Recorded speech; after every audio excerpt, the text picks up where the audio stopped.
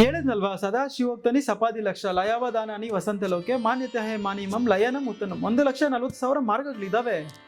ಎಲ್ಲರೂ ಭಗವಂತನ ಸೇರೋದಕ್ಕೋಸ್ಕರನೇ ಪ್ರಯತ್ನ ಮಾಡ್ತಿರೋದು. ಏನು ಹೇಳಿ? ಪ್ರತಿಯೊಬ್ಬರು ಭಗವಂತನನ್ನು ಸೇರೋದಕ್ಕೆ ಪ್ರಯತ್ನ ಮಾಡ್ತಾ ಇರೋದು. ಪ್ರತಿಯೊಬ್ಬರು 1,40,40,000 ಮಾರ್ಗಗಳಲ್ಲೂ ಭಗವಂತನ ಸೇರೋದಕ್ಕೆ ಪ್ರಯತ್ನ ಮಾಡ್ತಾ ಇದ್ದಾರೆ. ಒಬ್ಬೊಬ್ಬರು ಒಂದೊಂದು ಮಾರ್ಗವನ್ನು ಹಿಡಿದಿರೋದೇನು ದೊಡ್ಡ ವಿಷಯ ಅಲ್ಲ. ಆದರೆ ಎಲ್ಲದಕ್ಕಿಂತ ಉತ್ತಮವಾಗಿರುವಂಥ ಮಾರ್ಗ ಒಂದಿದೆ. ಈಗ ಗುರುಗಳಾದ್ರೆ ಅವ್ರ ಮಾರ್ಗದರ್ಶನ ತೋರಿಸ್ಬೇಕಲ್ವಾ ಗುರುಗಳೇ? ಈಗ ನಾವು ರಿಸರ್ಚ್ ಮಾಡಿ ಒಂದು ಮನಸ್ಥಿತಿ ಹಾಗೆ ಇಟ್ಕೊಂಡು ನಾವ್ ಈ ಭೌತಿಕದಲ್ಲಿದ್ದಾಗ ನಾವು ಎದ್ದು ಬಿದ್ದು ಅಪ್ಸೆನ್ಸ್ ಎಲ್ಲ ನೋಡಿ ಏನಾದ್ರು ತಾಪತ್ರೆ ಬಂದಾಗ ನಮ್ಗೆ ಒಂದು ಮಾರ್ಗದರ್ಶನ ತೋರಿಸ್ಲಿ, ನಮ್ಗೆ ಇದೇ ಮಾಡ್ಬೇಕು, ನಮ್ ಗೊತ್ತಿರೋದ್ರಲ್ಲಿ ನಾವು ತಿಳ್ಕೊಂಡಿರೋದ್ರಲ್ಲಿ ಹೇಳಿದಾಗ ಅವ್ರು ನಮ್ಗೆ ಈಗ ತೋರಿಸ್ಬೇಕಲ್ವಾ? ಹೌದೌದು. ಗುರುಗೀತೆಯಲ್ಲಿ ಈಶ್ವರ ಪಾರ್ವತಿ ದೇವಿಗೆ ಒಂದು ಮಾತು ಹೇಳ್ತಾರೆ. ಗುರು ಶಿಷ್ಯ ಸಂಬಂಧ ಹೇಗೆ ಅಂತಂದ್ರೆ ಪುಷ್ಪಾಂತರ ರಜೇತ್ ಅಂತ ಹೇಳ್ತಾರೆ. ಅಂದ್ರೆ ಒಂದು ಹನಿಬಿ, ಜೇನಿನ ದುಂಬಿ ಒಂದು ಹೂವಕ್ಕೆ ಹೋಗಿ ಕುತ್ಕೊಂಡು ಅಲ್ಲಿ ಅದಕ್ಕೆ ಬೇಕಾಗಿರೋಷ್ಟು ಮಕರಂದವನ್ನ ಹೀರ್ಕೊಳತ್ತೆ. ಸಿಕ್ತು ಅಂದ್ರೆ ಪರವಾಗಿಲ್ಲ, ಸಿಗ್ಲಿಲ್ಲ ಅಂದ್ರೆ ಏನ್ ಮಾಡುತ್ತೆ, ಆ ಹೂವಿಂದ ಇನ್ನೊಂದು ಹೂವಕ್ಕೆ ಹೋಗಿ ಕುತ್ಕೊಂಡು ಅಲ್ಲಿಂದ ಮಕರಂದವನ್ನ ಹೀರುತ್ತೆ. ಅಲ್ಲೂ ಸಿಗ್ಲಿಲ್ಲ ಅಂದ್ರೆ ಇನ್ನೊಂದು ಹೂವಕ್ಕೆ ಹೋಗುತ್ತೆ. ಅದು ಗುರು ಶಿಷ್ಯರ ಸಂಬಂಧನೂ ಇದೇ ಥರದ್ದು ಪಾರ್ವತಿ ದೇವಿ ಅಂತೇಳಿ ಗುರುಗೀತೆಯಲ್ಲಿ ಈಶ್ವರ ಪಾರ್ವತಿ ದೇವಿ ಹತ್ರ ಹೇಳ್ತಾರೆ. ಅಂದ್ರೆ ಪುಷ್ಪಾಂತರ ರಜೇತ್ ಅಂದ್ರೆ ಒಂದು ಗುರು ಹತ್ರ ಸಿಗ್ಲಿಲ್ಲ, ಇನ್ನೊಂದು ಗುರು ಹತ್ರ ಹೋಗ್ತಾರೆ ಅವರು.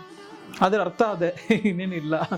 ಅಂದ್ರೆ ನಿಮ್ಗೆ ಬೇಕಾಗಿದ್ದಷ್ಟು ಅಷ್ಟೇ ಇದ್ದಿದ್ದಲ್ಲಿ, ಇನ್ನ ಬೇಕು ಅಂತಂದ್ರೆ ನೀವು ಬೇರೆ ಕಡೆ ಹೋಗಿ ತೆಗೆದುಕೋಬೇಕಾಗುತ್ತೆ ಅಂತ ಅರ್ಥ ಅಷ್ಟೇ, ಬೇರೆ ಇನ್ನೇನು ಇಲ್ಲ. ಸಿಂಪಲ್ ಆನ್ಸರ್ ಅದಕ್ಕೆ. ತಮಿಳ್ನಾಡು ಸೈಡ್ ಜಾಸ್ತಿ ವಾಸವಿ ನಾನು ಕೇಳಿದ್ದೀನಿ. ಹೌದೌದು ಹೌದೌದು.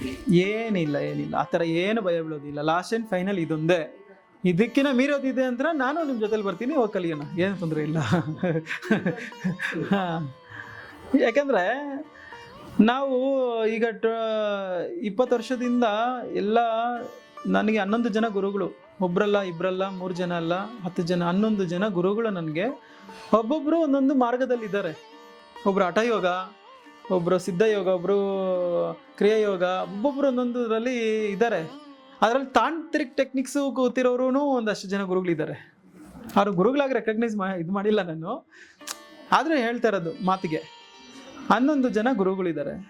11 ಜನ ಗುರುಗಳೂ ಅಲ್ಲ ಅಂತೇಳಿ ಕೊನೆಗೆ 12ನೇ ಗುರು ಹತ್ರ ನಾನು ಈ ಬ್ರಹ್ಮವಿದ್ಯೆಯನ್ನು ಪಡೆದಿದ್ದು. ನಾನು ಈ ಬ್ರಹ್ಮವಿದ್ಯೆಯನ್ನು ಪಡೆದು ನಾನೇನು ಈ ಸುಮಾರು 72 ವಿದ್ಯೆಗಳಿಗಿನ್ನ ಜಾಸ್ತಿ ಕಲ್ತಿದ್ದೀನೋ ಅದನ್ನೆಲ್ಲ ನಾನು ಮಡಚಿ ಒಂದು ಬಾಕ್ಸಲ್ಲಿ ಹಾಕಿ ಸೈಡಿಗೆ ಇಟ್ಬಿಟ್ಟಿದ್ದೀನಿ. ಇವಾಗ ನಾನು ರೇಖಿ ಹೀಲರು, ವೆಲ್ನೆಸ್ ಕೋಚು, ಮತ್ತು ಕೌನ್ಸಿಲರು, ಆಮೇಲೆ ಬೇರೆ ಬೇರೆ ಸ್ಪಿರಿಚುವಲ್ ಡೈಮೆನ್ಷನ್ಸಲ್ಲಿ ಕೆಲಸ ಮಾಡಿದ್ದೀನಿ. Past regression, future life regression, but past life regression, past life progression, past life regression therapy, past life progression therapy, ಮತ್ತು ರಿಗ್ರೆಷನ್ ಥೆರಪಿ, ಮತ್ತು ಸೆಲ್ಫ್ ಹಿಪ್ನಾಸಿಸ್ಸು, ಮತ್ತು ಪಿರಮಿಡ್ ಹೀಲಿಂಗು, ರೇಖಿ, ಮತ್ತು ಕಲರ್ ಥೆರಪಿ, ವಾಟರ್ ಥೆರಪಿ, ಆಮೇಲೆ cosmic therapy, ಏನೇನೋ ಹೇಳ್ತಾ ಹೋದರೆ ಜಾಸ್ತಿ ಇದೆ ಅದು. ಬಟ್ ಏನಂದರೆ ಹಳಿಯಲ್ಲ ಮಗಳ ಗಂಡ ಅಷ್ಟೇ ಹೇಳ್ಬೇಕು ಅಂದರೆ ಡೈರೆಕ್ಟಾಗಿ ಆಗತ್ತೆ. ಯದ್ಭವಂ ತದ್ಭವತಿ. What you think you will get it. Attract everything, attract by our self. ನಾವು ಅಟ್ರಾಕ್ಟ್ ಬಟ್ ಅದಕ್ಕೂ ಫಾಸ್ಟ್ ಲೈಫ್ ಇನ್ಫ್ಲುಯೆನ್ಸ್ ಇರಬೇಕು. ಅದು ಒಂದು ಎಲ್ಲ ಕಾಂಬಿನೇಷನ್ಸ್ ಮೇಲೆ ವರ್ಕ್ ಆಗುತ್ತೆ. ಬಟ್ ಇಲ್ಲಿಗೆ ಬಂದರೆ ಅದು ತುಂಬ ಪೂರ್. ಅದು ಈ ನಮ್ಮ ಸಾಧನೆಗೆ ಬಂದರೆ ಅದು ತುಂಬ ಪೂರ್. ಅದು ಈ ಎಲ್ಲ ವಿಧಿಗಳನ್ನ ಹೇಳಿದ್ನಲ್ವಾ, ಎಲ್ಲ ಕಟ್ಟಿ ಬಾಕ್ಸ್ಗೆ ಹಾಕಿ ಇಟ್ಟಿದ್ದೀನಿ. ನಾನು ಯಾರಿಗೂ ಅದನ್ನು ಈಗ ಮಾಡ್ದನೂ ಇಲ್ಲ, ಹೇಳ್ಕೊಡೋದು ಇಲ್ಲ, ನಾನು ಅದನ್ನು ಯೂಸ್ ಮಾಡೋದಿಲ್ಲ. ಅದು ಜಸ್ಟ್ ಥ್ರೋ ಇಟ್ ಅಷ್ಟೇ. ಯಾಕಂದ್ರೆ ಈಗ ಒಳ್ಳೇದ್ ಮಾಡಿದ್ರು ಕರ್ಮನೆ, ಕೆಟ್ಟದ್ ಮಾಡಿದ್ರು ಕರ್ಮನೆ, ಎರಡೂ ಅನುಭವಿಸ್ಬೇಕು ಅಂತಂದ್ರೆ ನೀವು ಮತ್ತೆ ಇನ್ನೊಂದು ಜನ್ಮ ತೆಗೆದುಕೋಬೇಕು. ಇನ್ನೊಂದು ಜನ್ಮ ತೆಗೆದುಕೊಂಡ್ರೆ ಅದರಲ್ಲಿ ನೋವು ಇರ್ತದೆ, ಮತ್ತೆ ಅದರಲ್ಲಿ ಸುಖನೂ ಎರಡೂ ಇರುತ್ತೆ. ಎರಡೂ ನೀವು ತೆಗೆದುಕೊಳಕ್ ರೆಡಿ ಇದ್ದೀರಾ? ಇಲ್ಲಿ ಸುಖ ಬೇಕು ಅಂದ್ರೆ ಮತ್ತೆ ದುಃಖನೂ ಸ್ಟಾರ್ಟ್ ಆಗುತ್ತೆ. ಅಲ್ಲಿ ಒಳ್ಳೆ ಕರ್ಮಗಳು ಮಾಡಿದ್ರೆ ಸುಖ ಪಡೆಯಕ್ಕೆ ಮತ್ತೆ ಇನ್ನೊಂದು ಜನ್ಮ ತೆಗೆದುಕೊಂಬಂದ್ರಿ. ಬಟ್ ಎರಡೂ ಬೇಡ ಅಂತ ಹೇಳ್ತಾ ಇರೋದು. ಸುಖನೂ ಬೇಡ, ದುಃಖನೂ ಬೇಡ. ಬಟ್ ಇವಾಗ ಆಸ್ ಇಟ್ ಈಸ್ ಏನಿದೆ ಅದನ್ನ ಮಾಡಿ. ಬಟ್ ಫ್ಯೂಚರ್ಗೆ ಯು ಹ್ಯಾವ್ ಟು ಪ್ಲಾನ್.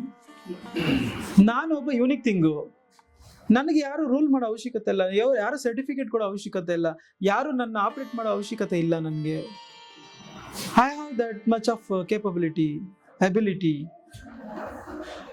ಯಾಕೆ ನನಗೆ ಯಾರು ಆಪರೇಟ್ ಮಾಡೋ, ಯಾಕೆ ಈ ನೇಚರ್ ನಮ್ಮನ್ನು ಯಾಕೆ ಆಪರೇಟ್ ಮಾಡಬೇಕು? Why it should be? What purpose it is? ಇನ್ನೊಬ್ಬ ಯಾರೋ ನಮ್ಗೆ ಸರ್ಟಿಫಿಕೇಟ್ ಏನದು? What is that? ನಾವು ಕಷ್ಟ ಬಿದ್ದು 10 ವರ್ಷ ಓದಿದ್ರೆ ಅವ್ನು ಸರ್ಟಿಫಿಕೇಟ್ ಕೊಡ್ತಾನೆ ನಮ್ಗೆ. What is that? Is it not funny? So the Brahma Vidya starting point, ending point, it's like only one and only, first and last. That is inhale and exhale. ಅದರ ಮೇಲೆ ನಾವು ಗಮನ ಕೊಡಬೇಕು. ಒಂದು ಕ್ರಿಯೆ, ಎರಡನೇದು ನಿಷ್ಠೆ. ನಿಷ್ಠೆ ಇಸ್ ದ ಅಲ್ಟಿಮೇಟ್. ಕ್ರಿಯೆ ಅಂದ್ರೆ ಏನು ಅಂದ್ರೆ ಅರ್ಥ, ಅದಕ್ಕೆ ಕ್ರಿಯೆ ಅಂದ್ರೆ ಈಗ ಒಂದು ಪಕ್ಷಿ ಕೆಳಗಡೆ ಇದೆ, ಅದು ಮೇಲಕ್ಕೆ ಹೋಗ್ಬೇಕು ಅಂತಂದ್ರೆ ಪುರುಷ ಪ್ರಯತ್ನ ಬೇಕು. ಹೈಯರ್ ಫ್ರೀಕ್ವೆನ್ಸಿಗೆ ಹೋಗ್ಬೇಕು ಅಂತಂದ್ರೆ ಸೋಲು, ಡೌನ್ವರ್ಡ್ಸ್ ಬಂದಿರುವಂತಹ ಎನರ್ಜಿ, ಕುಂಡಲಿನಿ ಶಕ್ತಿ, ನಾವು ಮತ್ತೆ ಎಗನೆಸ್ಟ್ ಆಫ್ ದ ಗ್ರಾವಿಟಿಗೆ ನಾವು ತೆಗೆದುಕೊಂಡು ಹೋಗ್ಬೇಕು ಅಂತಂದ್ರೆ ನಮ್ಗೆ ಪುರುಷ ಪ್ರಯತ್ನ ಬೇಕು. Something force we want. ಆ ಸಮಥಿಂಗ್ ಫೋರ್ಸೇ ಕ್ರಿಯೆ. ಪಕ್ಷಿ ರೆಕ್ಕೆ ಸ್ಟಾರ್ಟ್ ಮಾಡುತ್ತೆ, ಅದು ರೆಕ್ಕೆ ಹಿಂಗೆ ಬಡ್ದು ಮೇಲಕ್ಕೆ ಹೋಗುತ್ತೆ. ಎಲ್ಲ ಪಕ್ಷಿಗಳಿಗಿನ್ನ ಹೈಯರ್ ಫ್ರೀಕ್ವೆನ್ಸಿಗೆ ಹೋಗುತ್ತೆ. ಯಾವುದು? ಈಗಲ್ಲು ಹೋಗ್ಬಿಟ್ಮೇಲೆ ಏನ್ ಮಾಡತ್ತೆ? ಸ್ಟಾಪ್ ಮಾಡ್ಬಿಡ್ತಿದೆ ಅಷ್ಟೇ. ಸ್ಟಾಪ್ ಮಾಡುತ್ತೆ, ಆ ಆನಂದದಲ್ಲಿ ತೇಲಾಡ್ತಾ ಇರುತ್ತೆ. ಅಲ್ಲೇ ನೋಡಿದಿರಲ್ಲ, ಅದನ್ನ ನೋಡೇ ನಾವು ಕಲ್ತಿರೋದು. ಎಷ್ಟು ಆನಂದ ಇದೆ ಅದು. ಅದಕ್ಕೆ ಕೋಟಿ ಸೂರ್ಯ ಸಮಪ್ರಭಾ ಅಂತ, ಅದಕ್ಕೆ ಕೋಟಿಯಷ್ಟು ಆನಂದ ಇಲ್ಲಿ ಸಿಗುತ್ತೆ. ನಮ್ಮ ಪಂಚೇಂದ್ರಿಯಗಳಲ್ಲಿ ಎಷ್ಟು ಆನಂದ ಸಿಗುತ್ತದೆ. ಊಟ ಮಾಡ್ಬೇಕಾದ್ರೆ ಎಷ್ಟು ಟೇಸ್ಟಿ ನಾವು ಎಕ್ಸ್ಪೀರಿಯನ್ಸ್ ಮಾಡ್ತೀವಿ, ಆನಂದ ಸಿಗ್ತದೆ. ಏನೋ ಒಳ್ಳೆ ದೃಶ್ಯಗಳ ನೋಡಿದಾಗ, ಗ್ರೀನರಿ, ನೇಚರ್ ರಿಲೇಟೆಡ್ ನೋಡಿದಾಗ ಕಣ್ಣು ತಂಪಾಗತ್ತೆ, ಎಷ್ಟು ಆನಂದ ಸಿಗುತ್ತೆ. ಅದಕ್ಕೆ ಕೋಟಿಯಷ್ಟು ಆನಂದ ಸಿಗುತ್ತಂತೆ ಅಲ್ಲಿ ಮೇಲಕ್ಕೆ ಹೋದ್ಮೇಲೆ ಹೈಯರ್ ರಿಲ್ಮ್ಗೆ ಅಲ್ಲಿ ಬಿಟ್ಬಿಡುತ್ತೆ. ದಟ್ ಈಸ್ ಕಾಲ್ಡ್ ನಿಷ್ಠೆ. ಅಲ್ಲಿ ಬಿಟ್ಬಿಡ್ತೀರಾ ನೀವು. ಅಂದ್ರೆ ಕೆಳಗಡೆ ಬಂದಿರುವಂತಹ ಜೀವಶಕ್ತಿ, ಪ್ರಾಣಶಕ್ತಿಯನ್ನ ಮೇಲಕ್ಕೆ ತೆಗೆದುಕೊಂಡು ಹೋಗೋವರೆಗೂ ಕ್ರಿಯೆ ಬೇಕು. 45 ಮಿನಿಟ್ಸ್ ಅಲ್ಲಿ ಅದು ಸೈಂಟಿಫಿಕ್ ಆಗಿ ರಿಸರ್ಚ್ ಮಾಡಿದ್ದಾರೆ, R&D ಮಾಡಿದ್ದಾರೆ. ಅದು ನಮ್ಮ ಗುರು ಪರಂಪರೆಯಲ್ಲಿ ಋಷಿ ಮುನಿಗಳು ಮಾಡಿದ್ದಾರೆ. ಆ 40 ಮಿನಿಟ್ಸ್ ಅಷ್ಟೊತ್ತಿಗೆ ನಾವು ಮೆಕ್ಯಾನಿಕಲ್ ಇನ್ ನೇಚರ್, ಅದು ಸುಷುಮ್ನಾಗ ಹೋಗುತ್ತೆ. ಹೋಗ್ಬಿಟ್ಮೇಲೆ 40 ಮಿನಿಟ್ಸ್ ಆದ್ಮೇಲೆ ಬಿಟ್ಬಿಡ್ತೀವಿ.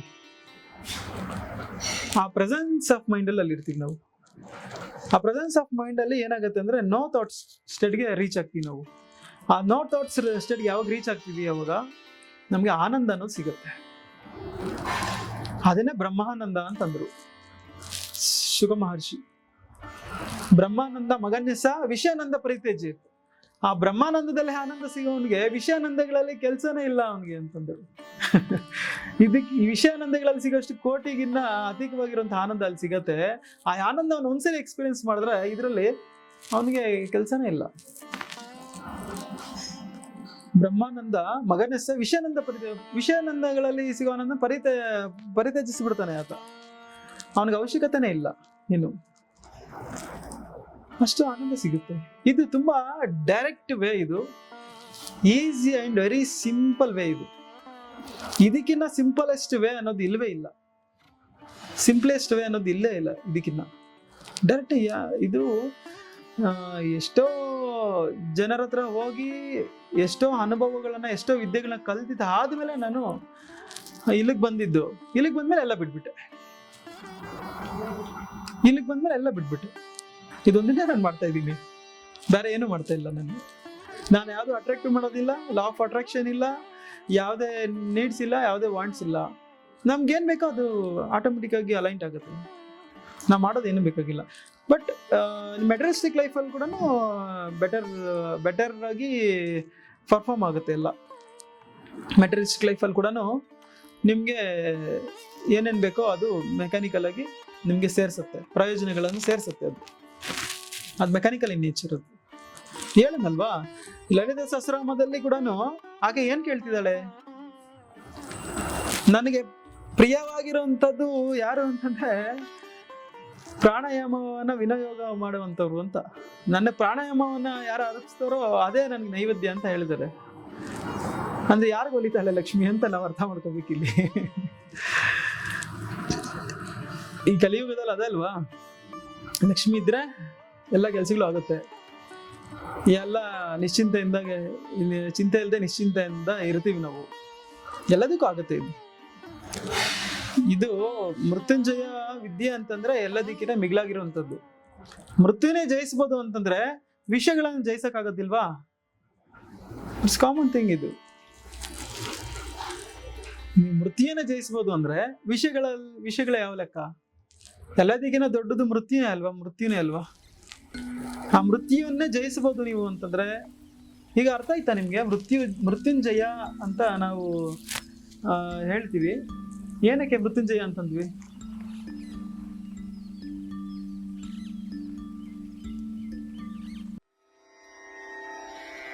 रे